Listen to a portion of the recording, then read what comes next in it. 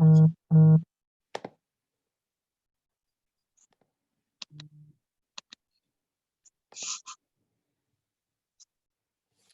right, welcome everyone. So welcome to another episode of The Eventful Life with our new series that we kicked off a couple of weeks ago entitled Living Out Loud. So I'm excited to be back with you all this week. And as you can see, I have another round of beautiful women with me who are, I call them supermoms because not only do they have their own careers that they share their authentic skills and talents, but then they are these moms who are raising some of the most fabulous kids out here who are doing their own thing in the world. And so that's why I have brought them here today. Because guys, we're going to talk about raising conscious kids. There's a lot, as we know, that's going on in the world from a pandemic that seems to never want to end. And then also just racial inequality, racism, racial injustice that is hitting us, not that it is new, but it's hitting us very hard right now. And really just showing itself to be true, especially as the world pays attention, because guess what? We got time on our hands. So I'm excited to have these ladies with us today. And thank you guys for tuning in and joining us again. I appreciate your continued enthusiasm and the feedback that you continue to send in about the dialogue that we've been having in the last couple of episodes. So I am your host, Janelle Boyd. I'm the owner of The Eventful Life. And as you know, I love everything that embodies empowering women, educating women, especially my women who are out there raising those babies and building those businesses. So thank you once again for being here. So let me tell you who these ladies are. First and foremost, we have Marcella Mollon-Williams, who is the owner of Legacy Builder Group. So let's just call her your financial guru of all things, all things finances, because she definitely knows her stuff.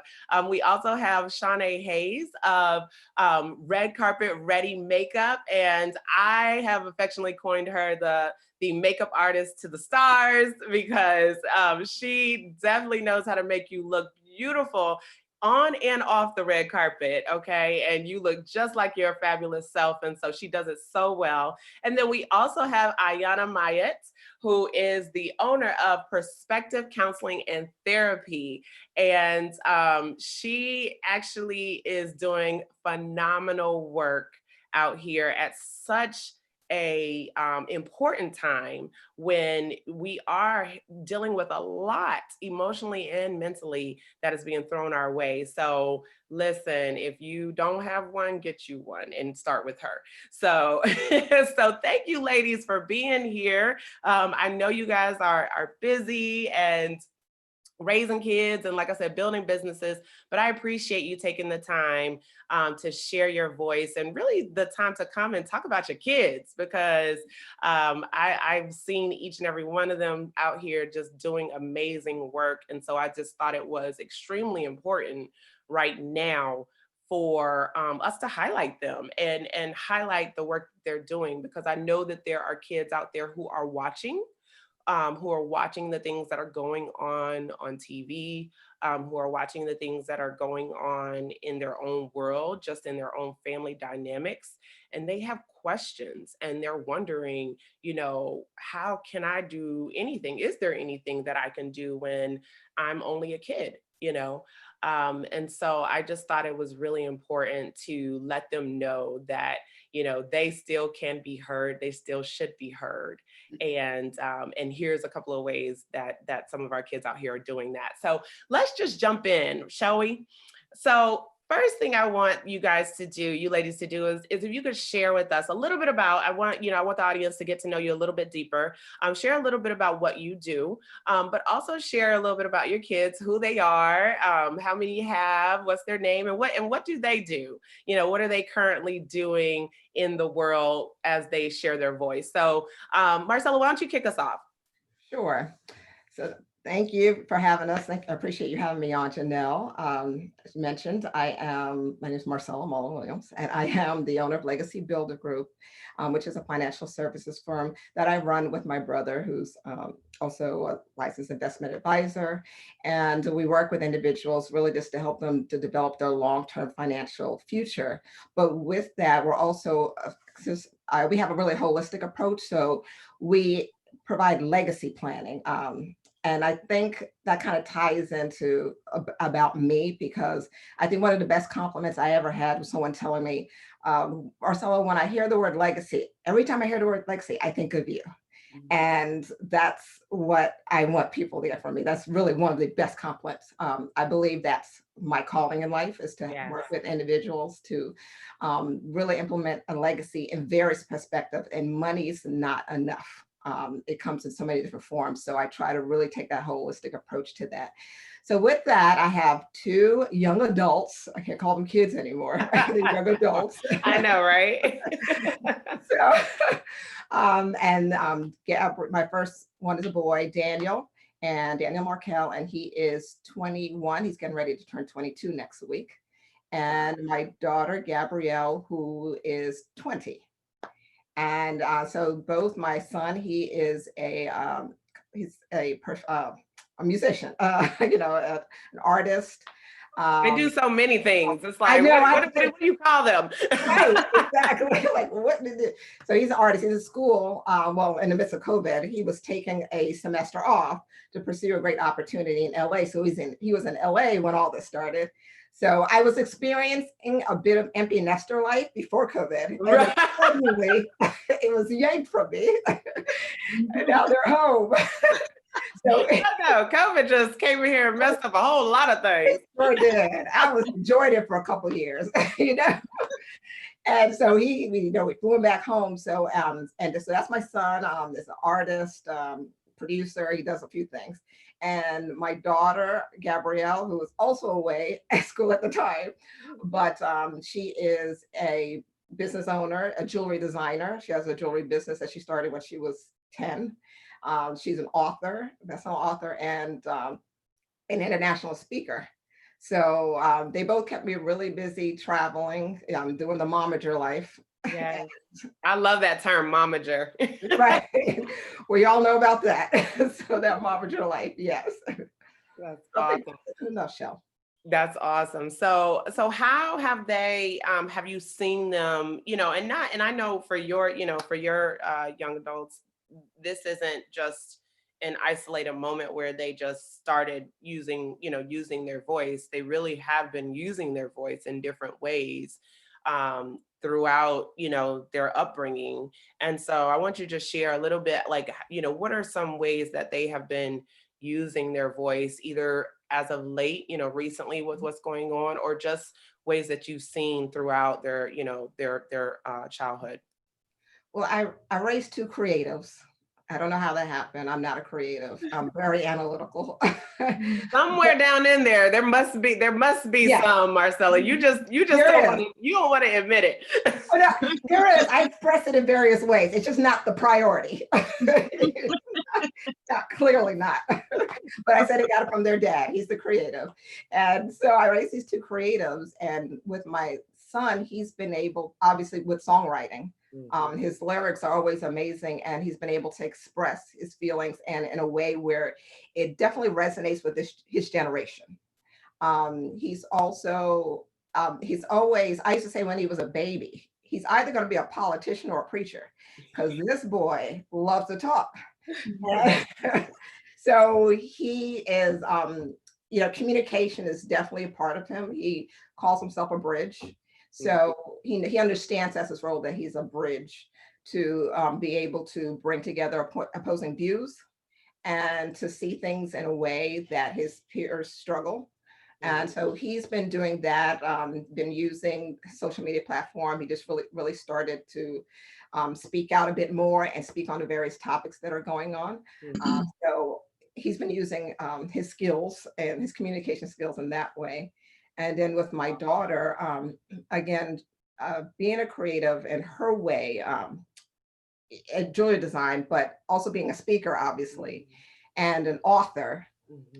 She has spent her life really communicating on stages around the world, and helping to bring attention to what's happening. But right now, I think she's been really just focusing on, she's working on another book and really using her platform to speak on the importance of understanding your uniqueness in the midst of all of this. It's very difficult. You can really lose yourself on all of this. Yes. That she's been using her platform to deal with her subject matter, and that is identifying your unique value and how that works, how that's needed more than ever right now. That's so good. That's really good. And I love that because you're right. It is needed now more than ever. I was listening to a podcast yesterday where they talked about, even as adults, how a lot of us are feeling a little bit lost right now, right? Because some of our identity is wrapped up in what we do. So because we are now in this position where we're at home and not able to necessarily go out to do what we do in the world, there is a part of us that is struggling with our identity, because it's like, well, if you don't get to do it, does that mean you're not it, right? So it was very interesting to hear that, because it resonated with me, like, ooh, I felt that deep down inside. So let's move over to Shauné. Shauné, share with us a little bit about you and about your wonderful human beings over there. Thank you. I'm Shauné Hayes, owner of Red Carpet Ready Makeup, and the name, I think, says it all. And that we do get you glam for those moments where you have to be in front of the camera, whether you're on the red carpet or not. So I do makeup for all types of events, black tie, galas, weddings, celebrity, things of that nature. So whenever you need to look fabulous, just think of me and call me. I am the proud mom of 3 kids, twin boys who are 8 years old, and then my daughter Carrington, who's 13, and the twins are Jackson and Winston. And in terms of what my kids are doing, I specifically speak to Carrington with her being 13 and just becoming much more aware of the world around her. She's an artist. I call her a youth artist because she started painting at 6 years old. Her first grade teacher noticed something in her, art back then and encouraged us to nurture it and said, I really think that she has a gift here. And so ever since 6 years old, we've just been kind of keeping her in things where she can continue to develop that talent and skill. And now she's using that art to express how she feels about current events, things that are happening around us today. And it's, she's making powerful statements with her art, and it's really resonating with people. And I love that because it's showing her that even at her young age, she can amplify her voice. She can use her skills, her talent, her creativity to do that. And so, I'm a creative in a sense, and I'm raising her. She's a creative as well. So we talk a lot and we relate a lot. I'm not a good artist like her. I'm good with the makeup brushes, but you're an artist. I was like, you're an artist, just a different way. Look, she's good with the paint brushes and the sketching and the drawing. You just got the makeup brushes. Oh, it's just interesting. You beat her face now. You right. Come on now. To the gods. So. Oh gosh. So yeah. So that's a little bit about who I'm helping to raise. Yes. I love her t-shirt with the fist. I'm coming for that t-shirt. Yes. Yes.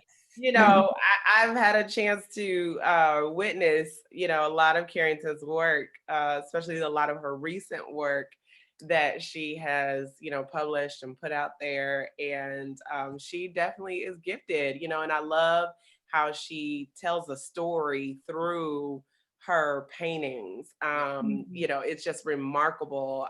I wish I had something here to share with the audience. We'll have to we'll have to share some of her work later on, Shauné. But you know, you can see the detail of, you know, her strokes and her brushes and just the layer of detail that she has put into really making sure that you understand, you know, what it is that what it is that the story is that she's trying to tell, I should say, you know. And so I just think that's so powerful that at 13 she is like, yes, like giving me life. I'm just like, oh my God. And then I try to think about what was I doing at 13? I'm like, okay. Right. I've been in for business at 13. I'm sure I was out talking somebody, but I wasn't picking up no brushes and you know, and creating masterpieces. So I just think that's awesome.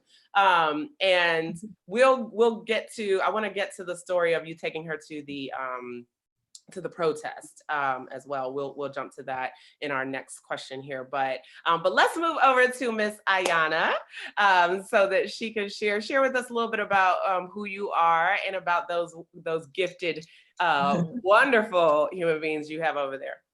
Sure. Thank you again for having me. I'm Aiyana Ma'at, and I'm the founder and CEO of Perspective Counseling and Therapy, and the social media community Therapy for Black Folks. And that is basically a platform I'm launching this summer, actually the latter part of this month. Real nervous, but I'm excited.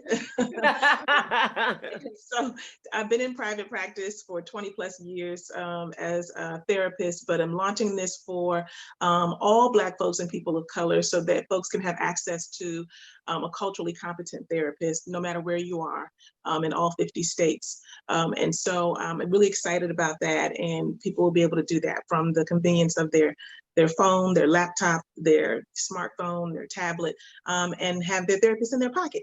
So, so I'm looking forward to what God continues to do as I push through and do what I need to do. And I have 5 children, never a dull moment in my household. My surprise baby, we always, my husband and I call him our surprise baby. He's 4. And then Allende, and then I have a 12-year-old, a 14-year-old, a 15-year-old, and an 18-year-old. Girl. And so, you look amazing. So what's the secret? Right. It's never, like I said, it's never a dull moment. So my 4-year-old likes to, you know, run around and play and do that kind of thing, and dance. He's a major dancer. That's his piece right now. But he's 4, so he's just free to be. And my 12 and 14-year-old are athletes. They're very much into basketball and focused. Their father, my husband, was a college athlete, also a basketball. So they're, you know, very much that in that way, like their dad. And then our 18-year-old is also a creative. He's an actor, and he really was just catapulted really within this last year and a half in terms of some of the opportunities he's had. And he's done, I'm just really proud of him. I think he's been able to have a really good impact lately because of all the racial unrest and all that kind of stuff going on. Folks already associated him, and his name is Asante. Asante Black is his stage name. His name is Asante Ma'at, but he got a stage name. So right. I love it. So folks already associated him a lot because of his breakthrough role in When They See Us on Netflix with, you know, justice and telling the story of the Central Park 5 and that kind of thing. So people kind of, you know, really attached him to that. And then he's had the opportunity, he's a part of the cast. Oh Lord, my brain is all over the place. This Is Us. This Is Us. So much. Yeah. On This Is Us. He's on This Is Us as a cast member, and so also kind of representing a young Black man who is a father. So really trying to represent Black folks in a way that is not always stereotypical, but is empowering. And so as we've had this kind of, you know, stuff going on in the streets, he's like, Mom, ready? I need to go protest. We need to do this. I need to get out here. And we just moved we're in LA. We just been here for like 8 months. 9 months maybe. Okay, right. So it's been a whirl. New. Yeah. I'm like, we don't even know these streets. What you talking about? Like, this is not at home, like in DC. Right. I know where everything is, you know? So I was really like, I don't know. And so we're also a family who is in the high risk family, you know, high risk in terms of COVID, in terms of underlying conditions, some of our family members, including myself. So I was like, yeah, I'm not so sure about that. So he kind of wrestled with that and was like, I was like, what else can you do? And so he started by just really reaching out to some friends, actor friends of his agent, a series called the Speak Up series, where young people are coming together. They're releasing episodes every Friday, and they're just talking about racism. It's Black folks, it's white folks, it's all people of color, and talking about the impact that they have, you know, experienced as a result of racism, what they are doing, and really just bringing those voices together. So I think, like Marcella said, you know, he is finding his way, but serving to be a bridge of sorts, because he's bringing lots of different folks to the table. And so I'm just really proud of him for just getting out there. He's like, how am I supposed to do that? I was like, just do it, just start. I don't know, email somebody and you start. Right. Exactly. I love it. I love it. And you're right. Just do it. Like you got to start somewhere, you know? That's right. So I love it. And so, you know, what I love about, you know, all three of you and your kids is that they have all found their authentic way of really activating their activism, which is something that we talked about on the last episode, is just how do you make sure that when you do want to use your voice, that it comes across authentic, you know? And it sounds like for each and every one of them, they really have leveraged themselves in an authentic way so that it can make an impact, because, you know, when you're authentic, it comes across that way, and people can receive it well, versus when it's unauthentic or forced, right? So so that's beautiful. I love it. I love it. So much goodness. So let's talk about conversations, right? Because I mean, we know raising kids is no easy feat in itself. You know, it just, you think that you have it all down once you get from one stage to the next, and then here comes something else. So you're like, whoa, okay, one quite ready for that one, or one thinking that one was coming. But let's talk about the conversations that you have had to have with your kids thus far, right? You know, as it revolves around some of the race relations, some of the racism and things like that, racism and disparities that are going on right now. What are those conversations? What are those conversations shaping out like with your kids right now? And how are they either drawing similarities to maybe some of the conversations your parents had with you when you were growing up, or are they vastly different from the relation, you know, from some of the conversations that you had with your parents? Because, you know, I know for me, in my household, we talked about it, but it was in a very different way. I think, you know, my mom always wanted to make sure that I did understand, but I would say it wasn't until I really encountered it myself that it allowed the floodgates to open, right? Are we, maybe conversations are looking different now because it is like right here in our face, right? And so we really cannot and should not look to escape it. But tell me what that's looking like in your own four walls. So who wants to kick that one off this time? Oh, y'all being meek over there. Okay. I'll go. Okay. I'll give someone else a chance to go first. I think for me, I mean, we're always talking. So again, my kid's a little older. So conversations is something that was always expected in our household, talking, leaving the floor open. So right now, I don't know if it's much different than what we've always had. I think race has always been a part of the conversation. I go back to, I think because it's always been that way for me. And with my experience, I think it's a little different. I didn't become African-American until college. That's when I got my citizenship. So I was, I'm Caribbean. Both my parents are from Trinidad. I was born in Trinidad, but I was raised here. So my experience was, I would leave the house, I'm in America. I come home, I'm in Trinidad, because my culture was very strong in the home, but outside. And most people looked at me, they assumed I was, African American. Mhm. And, I would go between us and them all the time because I feel Right. like I could see the difference.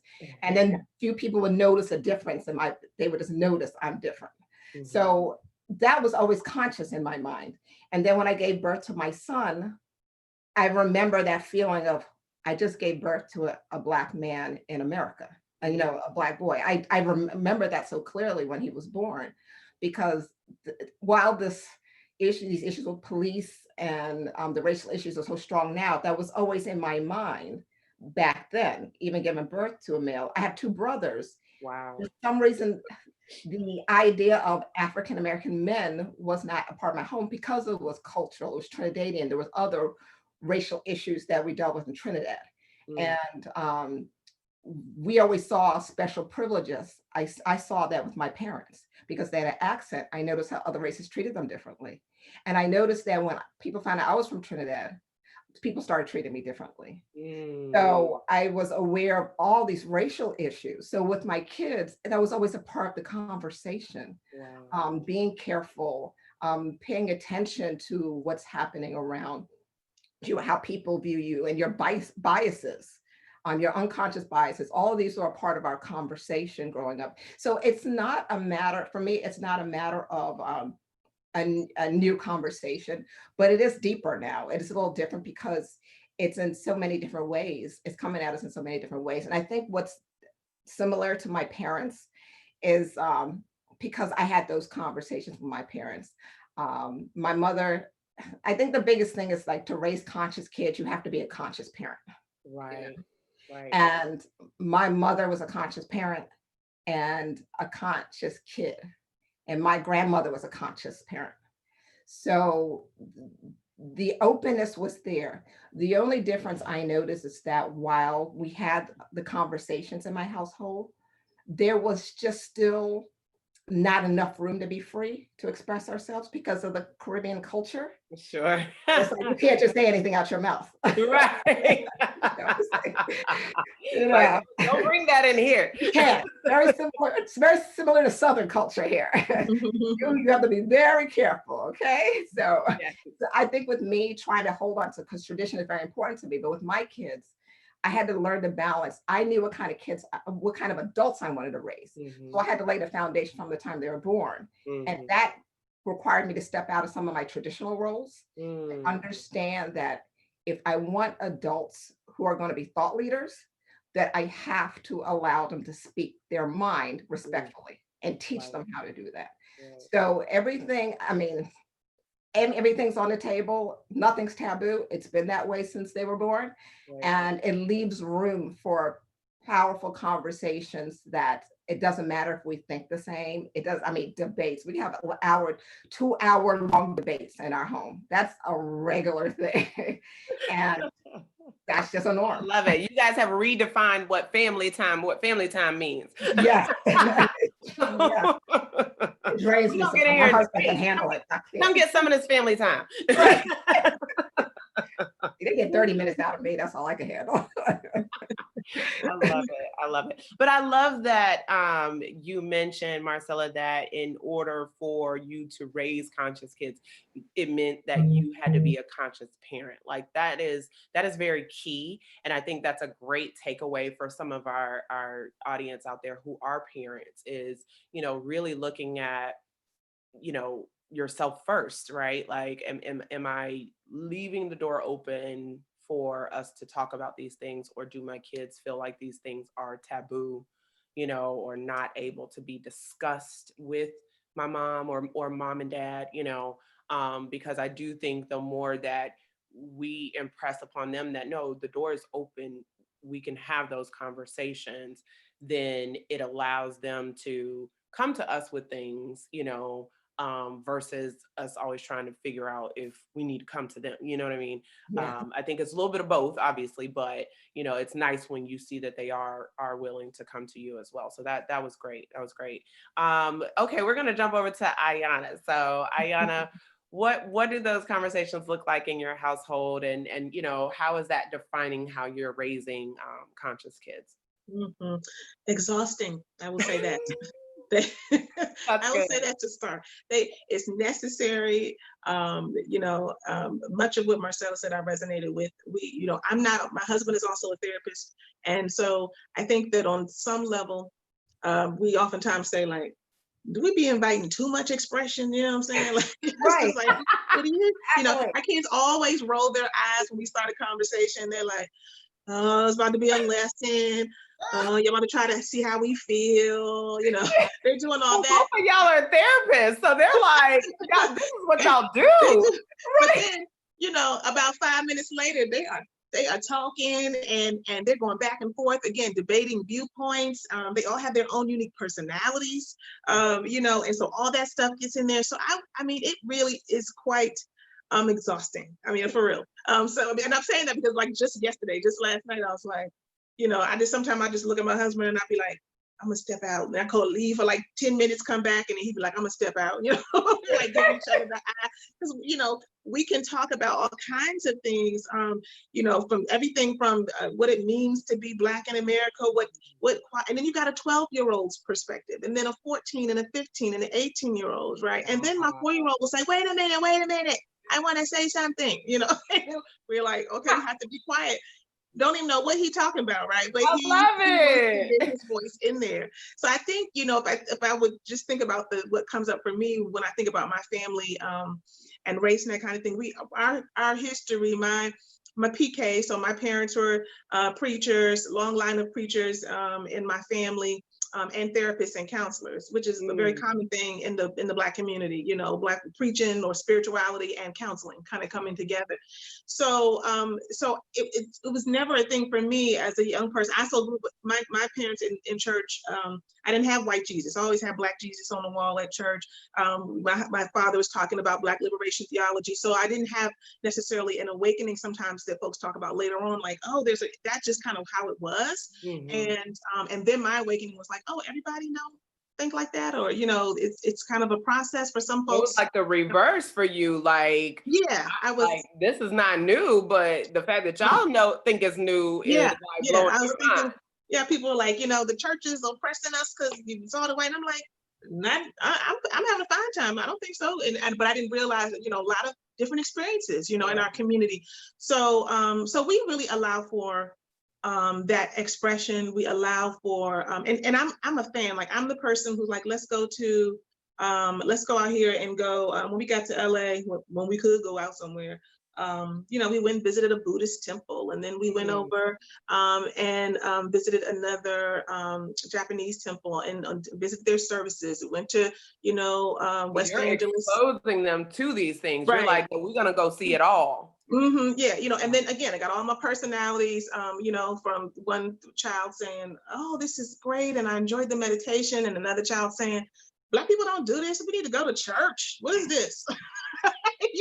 So and trying to allow room for all of it, so right now it's the same thing happening. I think it's just the norm for us. And I do want them to be those people. I want them to know, my husband and I don't see eye to eye on everything. We're different personalities. We have the same values, but we may not see eye to eye on everything. That's normal. You know what I mean? All family is not going to see eye to eye on everything. And I want for them to know it's okay for them to be different from me, as long as they have those undergirding values. Because I went through my own process as a young person where I kind of left the church and I started exploring different things, but the values and the principles my parents gave me stayed true and true. They stayed true and true. So that's the most important thing in terms of the kind of person, of the people that I want them to be. And so yeah, that's kind of how we roll. Yeah, I love the symbolism of the foundation. Like it's like the foundation is still there. You can, you can go out and explore and, figure it out, but the foundation is still there. And so you have something to come back to, right? Like always, that's your checks and balance. That's right. I really like that. That's really important, especially with young people as they are, growing up, moving through the world, being influenced by other friends, right? I mean, I know at some point, friends become a as much of an influence as parents. And I'm like, how? You ain't even known them as long. What is that? But I know that it does happen. So, you know, that foundation has to be solid. So thank you. That was wonderful. So Shauné, let's you know, wrap this question up with you. You know, how are those conversations looking in your household? What are the difference you're seeing? And you know, just how does all of that contribute to raising conscious kids in your home? Conversations are definitely different. And it's a little disheartening because I don't remember having conversations about police brutality with my parents when I was 8 years old. Mm-hmm. And I'm having to have those conversations with my twin boys who are Black boys that are growing up in America.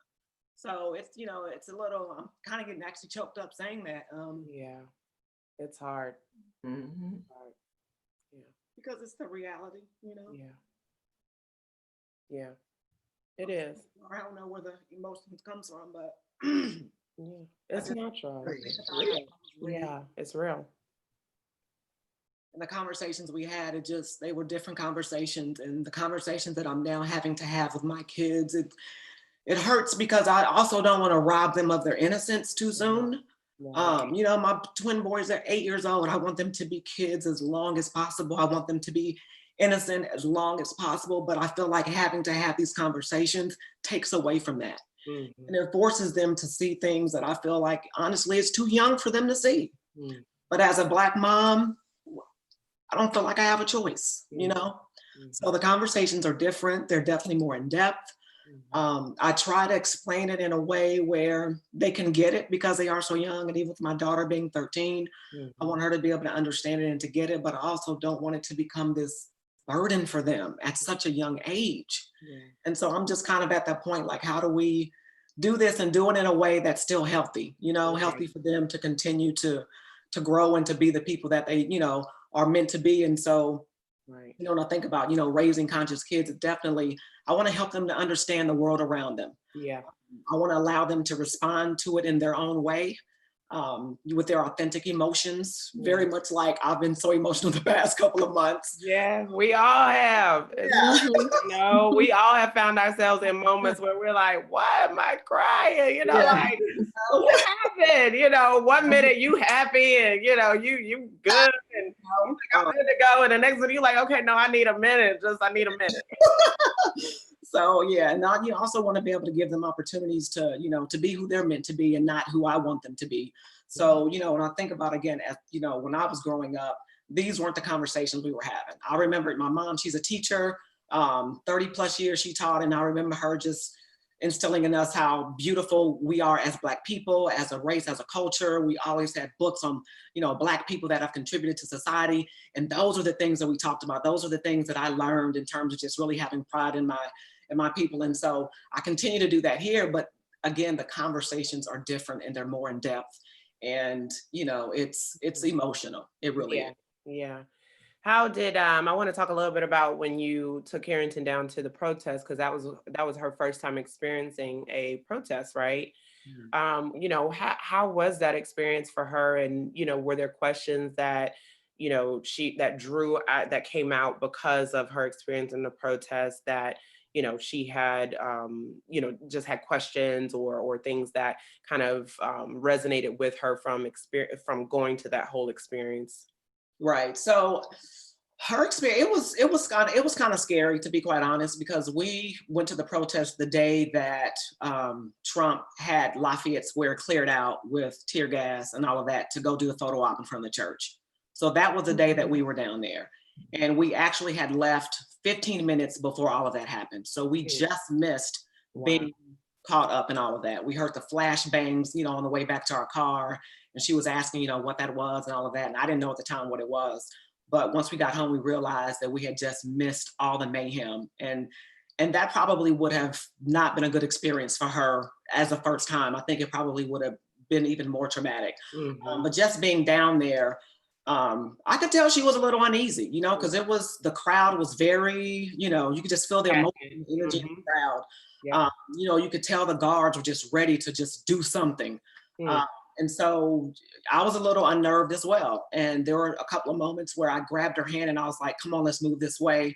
Because, you know, things were being thrown and you could smell the tear gas or pepper spray or whatever being, in the atmosphere. And so I could see her getting nervous and scared. And so I would just kind of take that as a moment to talk to her and say, that people have a right to do this peacefully. People have a right to be there to speak out against however they're feeling and to do it in a way that's peaceful. You have First Amendment rights, and I want you to understand that. There's a way that you do it.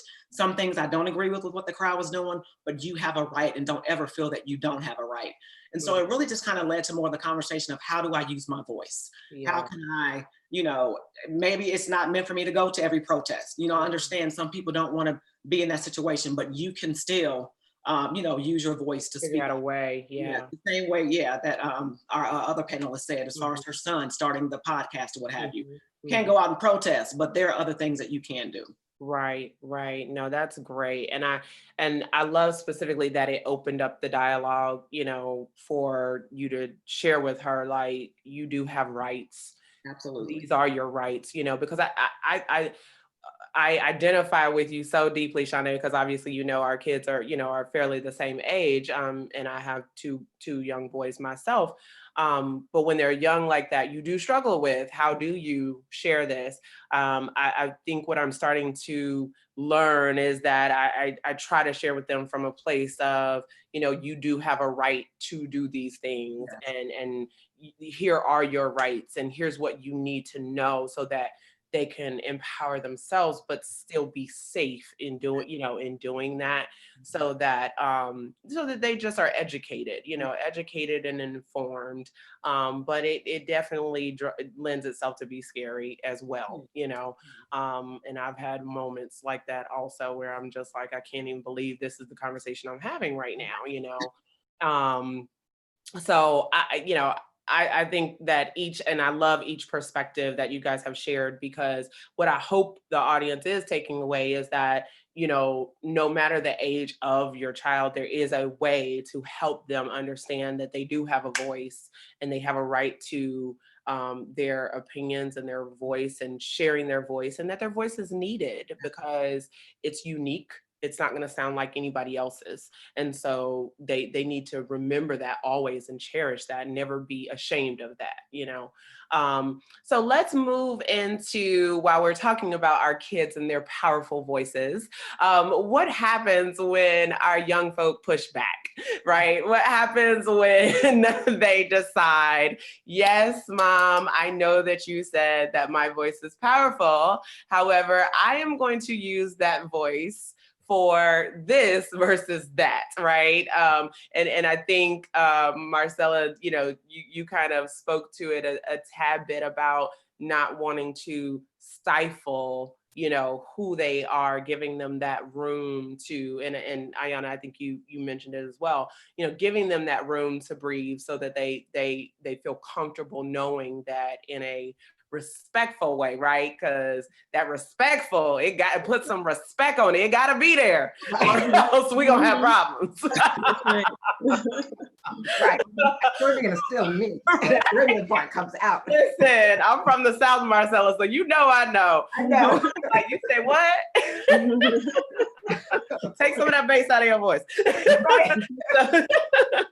So what happens though when we are raising these conscious kids, and they become conscious, and they are powerful in their voice and their opinions, even though they may look different from ours?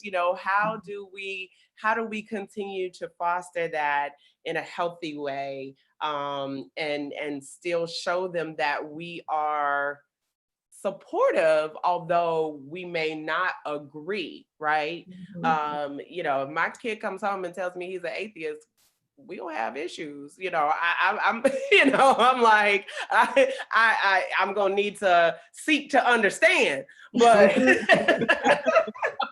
but I want to understand, why is that? So what do we do with that, ladies? Well, one of the big, since I mentioned it before, one of the biggest lessons or to prepare for that, and I always like to build up to that, because it's not easy just to start figuring that out. It's a process. For me, it was learning early that their life is not about me. Like, And then teaching them that their life is not about them either. That you're put on this earth, you have a purpose. And I think about like the book Purpose Driven Life, that I believe it was a time when that book, the only book that outsold that book in history was the Bible. But it sold so many copies. And to me, it tells me something that people are truly seeking this purpose, right? And so it was important for me to help my kids understand purpose and understanding that what that is. And it's not, the key is that you're not here on this earth just for you. Okay.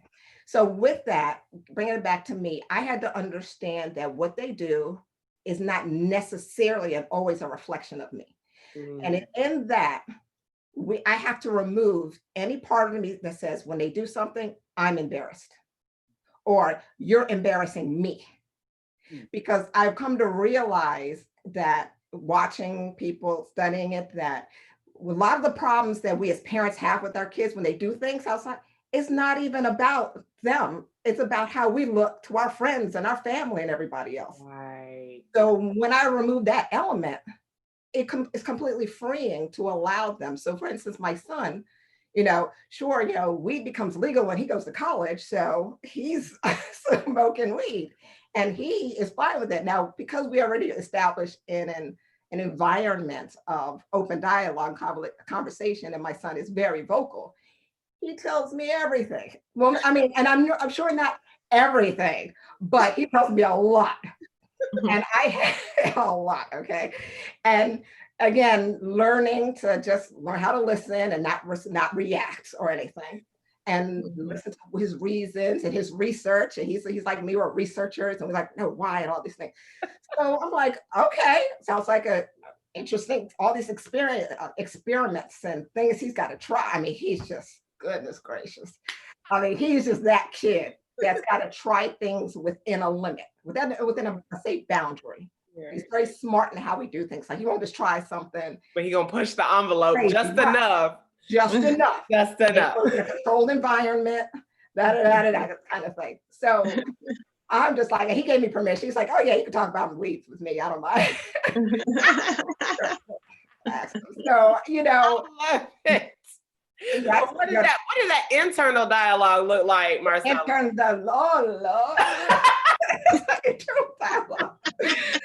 No, it's just like, really though? Right. It's just, even with his music, he's got to push the boundaries with his music. I'm just like, all right, that's how y'all talk, I guess. And all the while with this, because again, like I am talking about, the foundation is there, and he's a strong Christian, he's a strong believer, and he really incorporates his faith in what he does, and he studies the Bible, and it's clear, it's like, well, it's not like the Bible says you can't smoke weed. Right. He's not doing anything outside of what he believes the will of God is for his life. Right. So those are the statements when you're like, right, he's right, but I don't want to say he's right. Like, and I was like, I can only get mad at myself because this is what we encourage.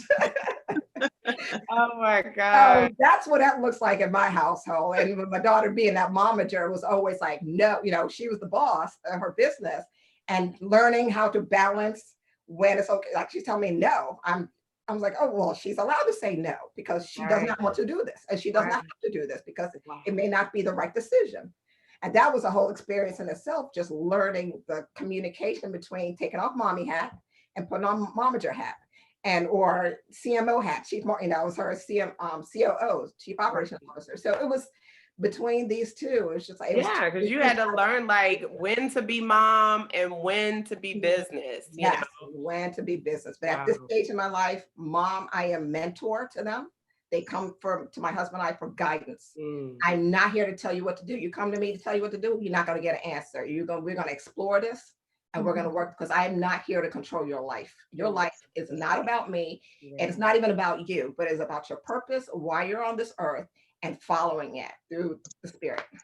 That's so good. So good. Oh my gosh. Yes. I listen, I'm gonna hold my breath to get to that point where you are. Okay. because I feel like there's a lot of journeying that has to happen before before I'm there. Oh yeah. Ooh, that's good. You just said a word. So Shauné, what about you? What's that look like in your household? You know, just because even at 13, you know, I know that's still a teen. So some of those different personalities or questions are going to start coming out. And she just turned 13, so I really haven't gotten the pushback. We really haven't gotten the pushback yet, and the boys are, you know, they're 8. So I'm kind of in a situation with you where it's just like, okay, when is it going to happen? When is it going to start? But there's a poem that I love about. It's called "The Prophet" by Khalil Gibran, and it says, this is just part of it, but it says, your children are not your children. They are sons and daughters of life's longing for itself. They come through you, but not from you. They are with you, yet they belong not to you. Yes, right. And your love, but not your thoughts, for they have their own thoughts. Oh, that's good. For their souls dwell in the house of tomorrow, which you cannot visit, not even in your dreams. And so I thought about that poem because, you know, I'm going to try to do, you know, my best to raise, you know, wonderful kids that contribute to society. But like Marcella said, it really is about, you know, trying to help them to figure out what their own individual soul calling is and how do they make their own imprint. And so what I want to do and what we're trying to do, me and my husband, is just to create a safe space where they always feel like they can come and talk to us about anything. Yeah. That's really important for me. I don't want them to feel like they have to go to talk to their friends about this or go learn this or go to social media or, you know, TikTok. Right. And you want the world, you know, essentially raising your kid, you know, raising your kid. So really, for me, it's about creating that safe space now so that when they do get to the point where they have strong opinions on, you know, things about politics or religion or race or sex, they can feel like they can come to us and always talk to us about that. Me growing up, I kind of felt like some of those topics were taboo. Like I didn't feel completely comfortable kind of going up to my parents and talking about it. And so a lot of those things, conversations I didn't have that I wish I did have. And so that's why I want to do it differently for my kids, as far as, you know, when that time comes. So we haven't gotten pushback yet. Carrington's still a wonderful child. 13, so we got the whole 13th year to get through. She's like, she's still hanging out on the good side. She likes her parents so far. I love it. Oh my gosh. And the funny thing is too, and I have to say this, is like you wonder, like, when does it happen, right? Like, are you just gonna wake up one day and they're gonna be like, these people that have these thoughts and ideas and expressions, or is it gonna gradually happen? Because I feel like it's gonna be the latter. Like I feel like one day I'm gonna wake up and just be like, who are these people? Like, who are these kids? Right. But it sounds like from Marcella and Aiyana that luckily that's not how that happened. So Aiyana, I know y'all have all the expressions and different ideas, which which you've already alluded to. You know, how do you and the hubby reel it in though? I mean, that's 5 different expressions. Yeah. At some point, are you like, okay, let's table this? Yeah, you know what? It's always one. I always think about the personalities of each of my children.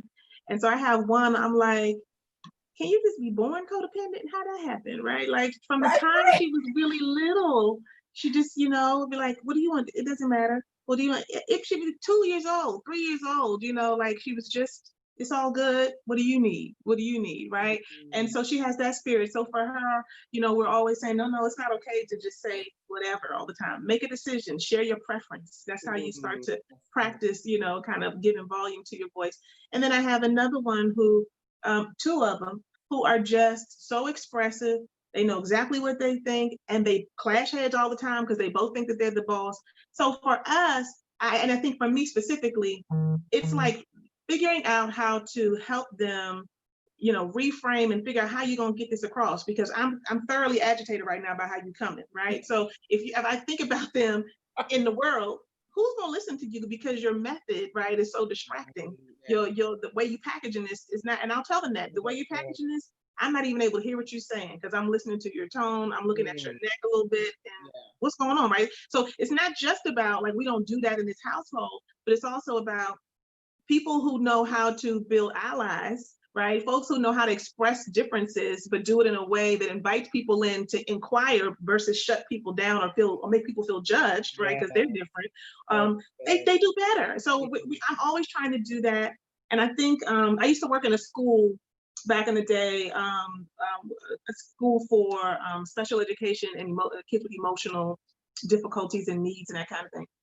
And all the time, people would write about the kids in their notes, therapists and stuff, and they'd be like, resistant, confrontational, all these kind of things. And I remember, this is early in my career, going to a training and this presenter talking about how we need to reframe and think about, so if that kid is kind of always has something to say and is pushing back, then they are what? Reframe that, they are an advocate. They're an advocate. They know how to, kind of lift up their perspective. So how do we change that? So even I have to make sure that I check myself because, I know, we in families, I think sometimes we put labels on our kids because of how they are, so the one who always has something to say, I'm like, there you go. And I'm like, there I go. Let me stop putting that label on her, right? Because she can be an advocate, not just have something to say, even though she do always have something to say, but but at the same time, I think the challenge for me is to make sure that I'm helping them to figure out how to do it in a way that works. So I start just with me, like that's not working for me because of how you coming. And then at the same time, checking myself because like Marcella said, it's really, I feel like children come to help you grow. You're gonna grow. Yes. And do some work to figure out how to get out the way, That's or so not. true.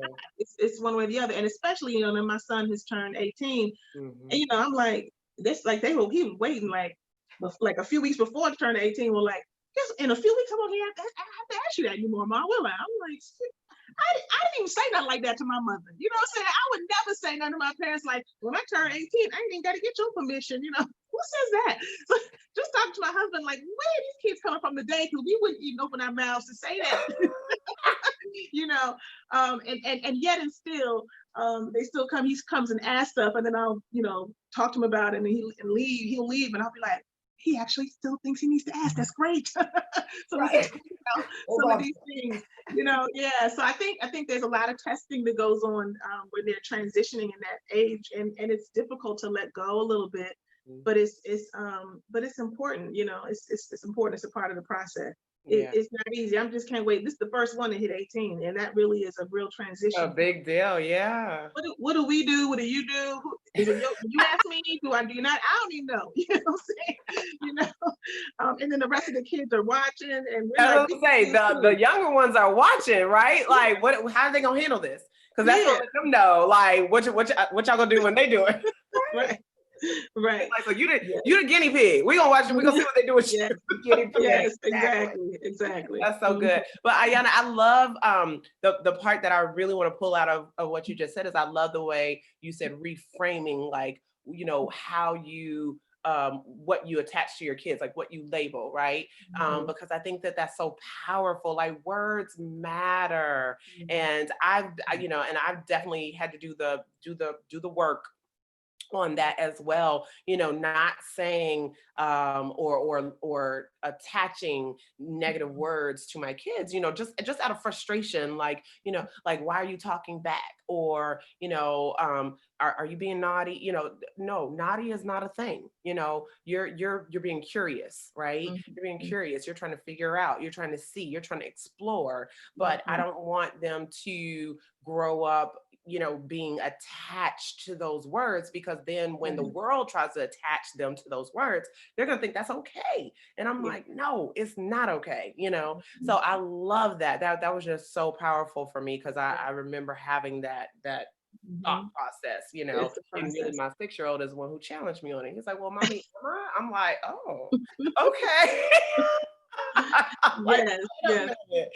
And Janelle, I just want to say, I really appreciate this dialogue that you are bringing forward, because a lot of times we don't think about these things. I mean, we know, but we don't really focus in on how we can be different, how we can be better. It's not, especially in our community, with people of color, we like the kids need to, and they do, right? I mean, I'm not gonna drop that all the way, but at the same time, we don't focus enough on how we can stretch and grow. You know what I mean? So I really appreciate the conversation that you're having. I do have to jump off because I have another interview and it's happening. No, absolutely. And I apologize. No, it's okay. And we're right at 2:00. So we actually were about to wrap it up because I don't want to go over your time. And I know our audience is used to dedicating no more than an hour of their time as well. Thank you so much.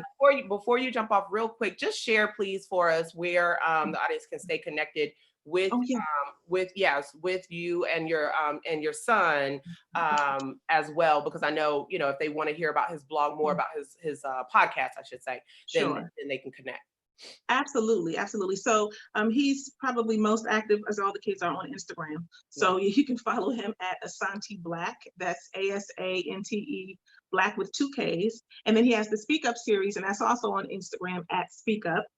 And then you can find me on Facebook, Therapy for Black Folks, by Perspective, but if you just search Therapy for Black Folks. And the same thing on Instagram. I just started a page, come on over because it's a little lonely over there. We're trying to get it going on Instagram. So at Therapy for Black Folks. And then the same thing with the website, therapyforblackfolks.org. Awesome. Thank you so much. All right. Thank you so much. We appreciate it. And thank you for being a part of the dialogue. Thank you so much, guys. Absolutely. Shauné, if you could share too, as we wrap up here, just, where can they find Carrington and her amazing artwork? Because I know that it's only going to get better from here. So, and believe as she gets better, that cost is going to go up. So I need to hurry and snatch up something for real. She, of course, she's on Instagram as well, Sanaa Paints, which is SANAA. That's her middle name. And then Paints, PAINTS, all one word. And from there, they can go to her website, which shows, the current art that she has available. And then she's also on Facebook, Brushstrokes by Carrington. So when we first started, that was her business name, Brushstrokes by Carrington. But as she's active on, like, that's actually her responding, right? And so now she, it's changed to Sanaa Paints because Sanaa, her middle name is Swahili for art and work of beauty. And so there's a story behind that as well, which one day we'll be sharing more about that too. So yes, that's beautiful. So beautiful. And where can they find you if they want to connect with you as well? For me, if they want to get beautified. Yes. Instagram at Red Carpet Ready Makeup, all one word, and website redcarpetreadymakeup.com. Awesome. And Marcella, share where they can find your wonderful creatives as well. Yes. You can go to Instagram. You can find Gabrielle is Gabrielle Jordan INTL. So look up Gabrielle Jordan. And from there in the bio, the link to her website's there, Gabrielle Jordan International. And she's on Facebook as well. And then Daniel is it's Daniel _ Markel. But if you look up Daniel Markel, you can find him as well. And his, I think his website is building up. So in a few days, it'll be available. But if you look in this bio again, the link is there. And he released a track, right? A new album. Newly released album. Okay. Yeah. Yes. Well, maybe that whole album. I think the EP is what they call it. It's so different now. EP now. Right. You got to get all the terminology. It's not an album yet. It's the EP. So yes, so you can find that there as well. It's a great, the lyrics, everything's so relevant to the time.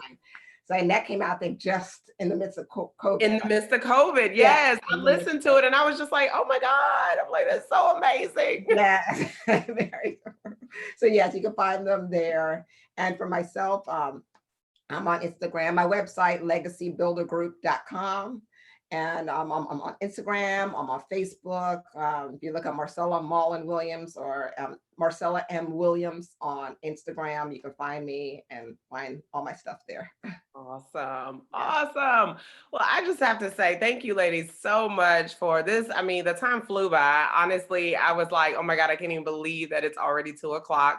So, obviously when we're having good conversation, good dialogue, informative dialogue, then the time truly does fly. And thank you to my audience out there. Thank you guys, for hanging out with us again, another Thursday of the Eventful Life Living Out Loud. I hope that you grab some nuggets from this, and nuggets that you can use in your home with your kids. Our kids, they truly are a gift, honey. And but it's up to us to continue to water that gift, sow into that gift, make sure that that gift is prepared and able to really be grounded in good soil, good foundation, so that when it sprouts, it can be a gift to the world. And so I hope that you take this, and continue to sow into your kids. Remember, guys, you can have it all. It just has to be on your terms and your time. And we'll see you here again, same time, same day. And look forward to having more dialogue with you at that time. Thank you. Thank you for joining. Bye.